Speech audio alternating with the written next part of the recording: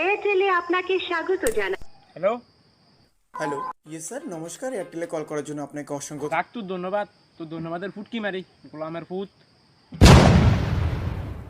মানে বুঝলাম না স্যার। বুঝবি কেমনে? হ্যাঁ হ্যাঁ, রিচার্জের কথা কে পিছন দিয়ে দেড়া ধরে রাখছ। স্যার আপনার কথাটা ক্লিয়ার বোঝা যাচ্ছে না। মানে বুঝলি না? পোদমারানির বেটা। মানে রিচার্জের কথা বলছি, রিচার্জের দাম তো কিরে বাড়াইলি। ও আচ্ছা স্যার, মোবাইলের রিচার্জের কথা বলছেন তাই তো? হ্যাঁ হ্যাঁ, রিচার্জের কথা কইতাছি। তো স্যার এখানে আপনাকে কিভাবে সাহায্য করতে পারি? সাহায্যের কথা কইতে কইতে পিছন দিয়ে বাস দিতেই আসত। What sir? মানে বুঝলি না? হালার পো হালা। মানে রিচার্জের দাম দিয়ে তো বাড়াইলি, বিজের মা হগল 150 টাকা তখন 300 টাকা লাগাস। আমরা গরিব মানুষ, আমরা রিচার্জ করতে করাইতাম রে। আর দেখুন এখানে কোম্পানি এখন বাড়িয়েছে, আমরা তো কিছু করতে পারবো না স্যার এখানে আপনার জন্য। আর রাখ তোর কোম্পানির ফুটকি মারানোর টাইম আছে নি রে। মানে স্যার?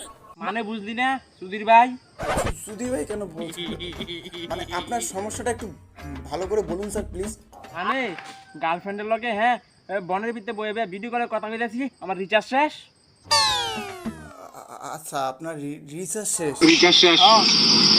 আচ্ছা স্যার, আচ্ছা sir, I understand your problem. হেট বেটা, তোরা আমি কই রিচার্জের কথা, তুই কস কি আন্ডার ফ্যান তো আমার আছে বেটা।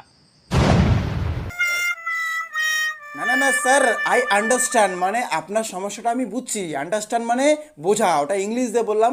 আন্ডারস্ট্যান্ড। ওই একই কথা, তোর আন্ডার ফ্যান আর আমার আন্ডার ফ্যান